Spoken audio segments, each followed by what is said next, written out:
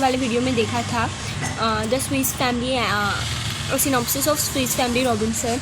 उस चैप्टर में मतलब कि विलियम्स नाम का एक फादर होता है, उसकी पत्नी का नाम होता है एलिजाबेथ और उनके 4 बच्चे रहते हैं जिनका नाम होता है Fritz, Ernest, Jack and Franz. Fritz सबसे बड़ा होता है, एर्नेस्ट फिर उसके बाद, and then Jack third and Franz सबसे छोटा। वो लोग एक शिप में अकेले छोड़ गए, मतलब कि बाकी सारे पैसेंजर शिप से लेफ़्ट हो गए, बट शिप से लेफ़्ट हो गए अपने आप को बचाने के लिए और इन सबको अकेला छोड़ दिया। तो इन्होंने खुद वहाँ के सामानों से ऐसा सोर्स बनाया ताकि वो एक आइलैंड तक जा पाए, वहाँ से कुछ ही दूरी पर जो था। और फिर उन्होंने वेसल से ट्यूब से वेसल बनाया जिससे उन्होंने तैरकर वो वहाँ तक गए। और उनके साथ 2 डॉग्स भी थे, उनका नाम था ट्रंक एंड जूनो। वो उनके साइड में स्विम करते चले गए और उन्होंने बहुत सारे शिप के कार्गोस बहुत सारे रख लिए, like life stock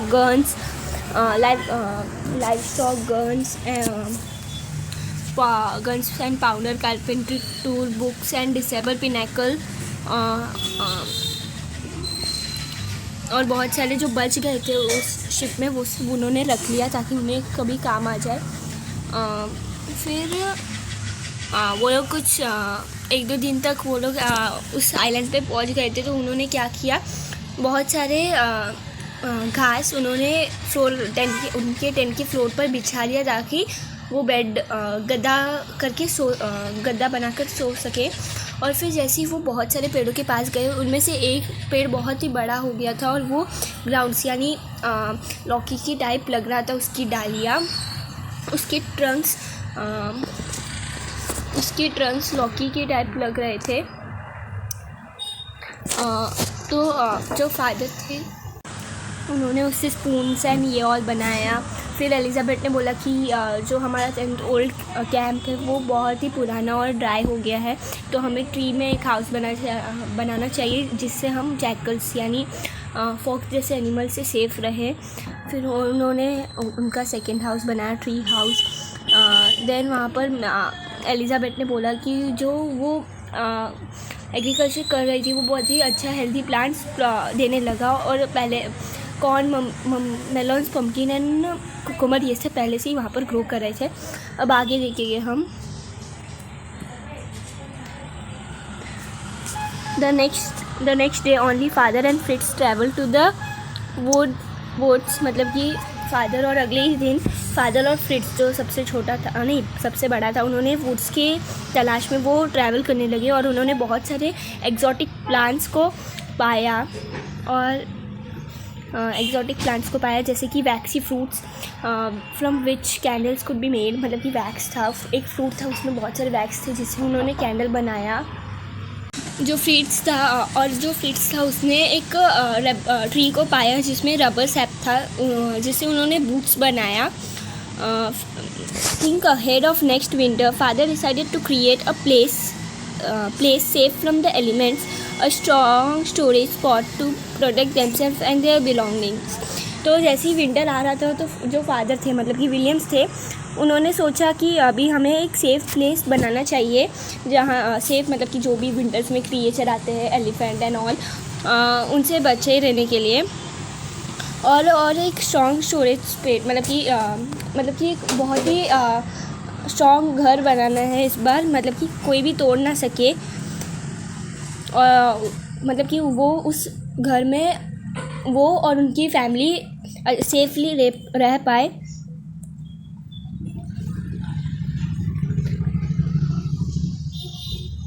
फ्रिट्स come up with the idea of cave, फिर फ्रिट्स ने बोला कि केव भी हम बना सकते हैं। Not finding one they thought to carving out their own cave in the rock abutting their campaign site, मतलब कि उन लोग को एक भी केव मिला नहीं, तो उन्होंने ये सोचा कि हम लोग रॉक से एक केव बना सकते हैं, मतलब कि उन्हें जिस जगह पर चाहिए वो उस जगह पर वो लोग केव बना सकते हैं।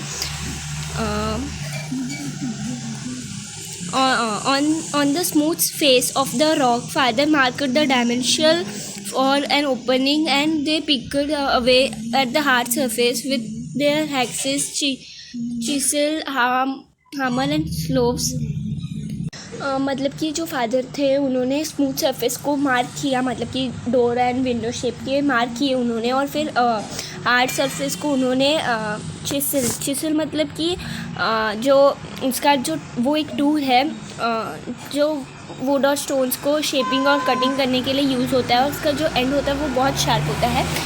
उससे हैमर, हथौड़ा और फ्लोर्स मतलब कि जो पत्थर मट्टी जो होते हैं वो उठाने के लिए जो यूज़ होता है वो, उससे वो लोग ने हार्ड साइड को ये किया। Over the next several days the family cut windows in the rock to allow for cross current of air and for sunlight to enter the cave.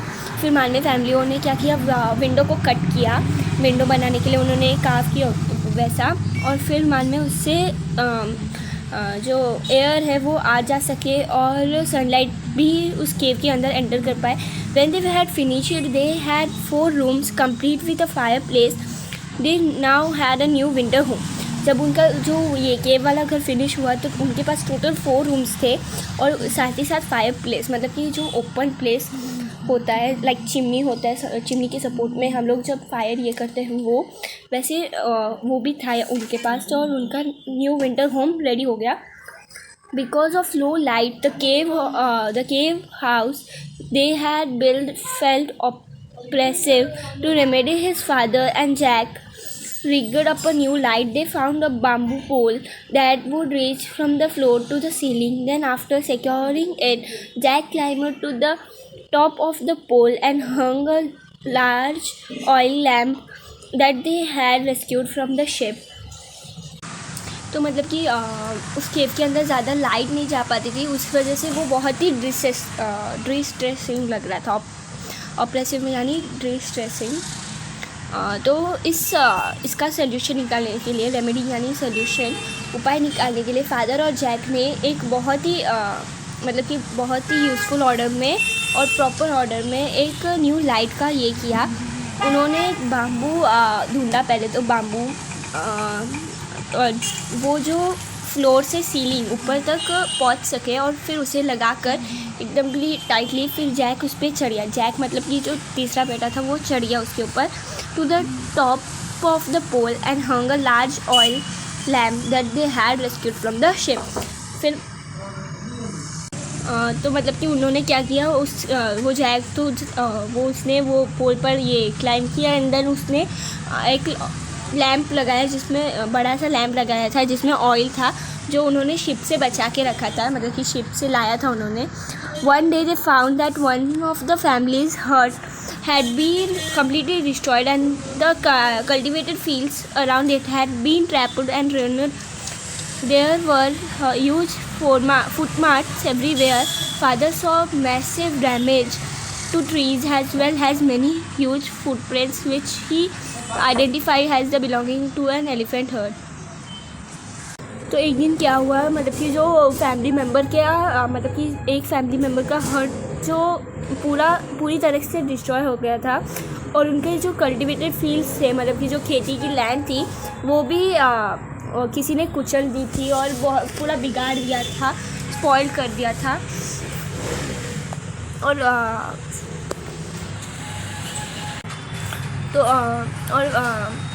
There are huge footmarks everywhere, मतलब कि वहाँ पर हर जगह footmarks थे, बहुत ही बड़े बड़े।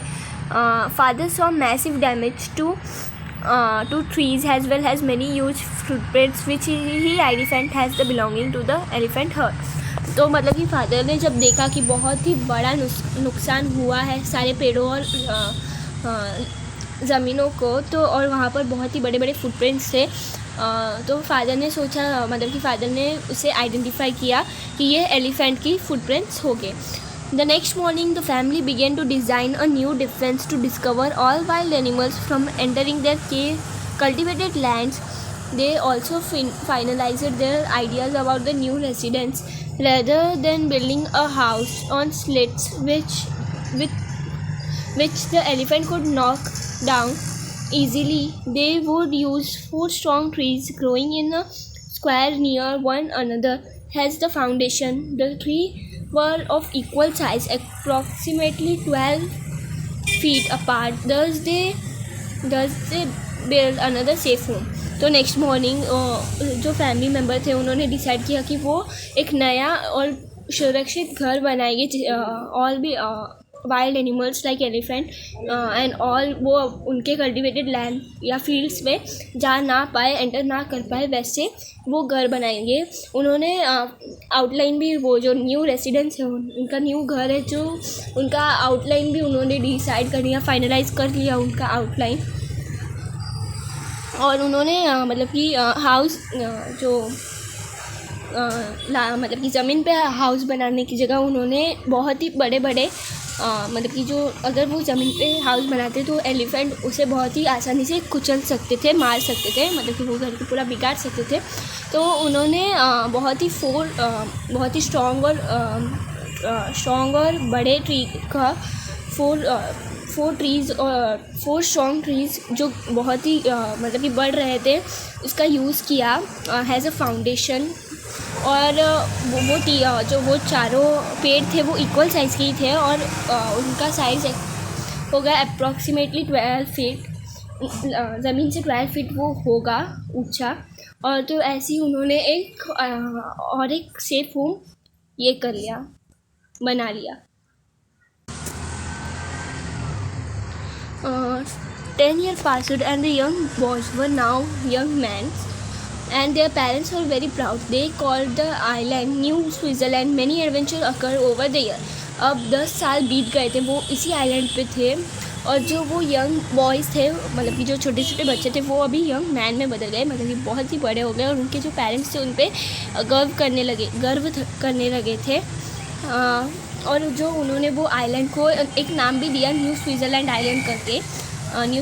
करके। और ये जो 10 ईयर्स थे बीच के, वो उस 10 ईयर्स में भी बहुत सारे एडवेंचर हुए थे, बट ये एक सिनॉप्सिस, ये एक ब्रीफ समरी है, तो इसलिए यहाँ पर बहुत ही शॉर्ट तरीके से बताया गया है।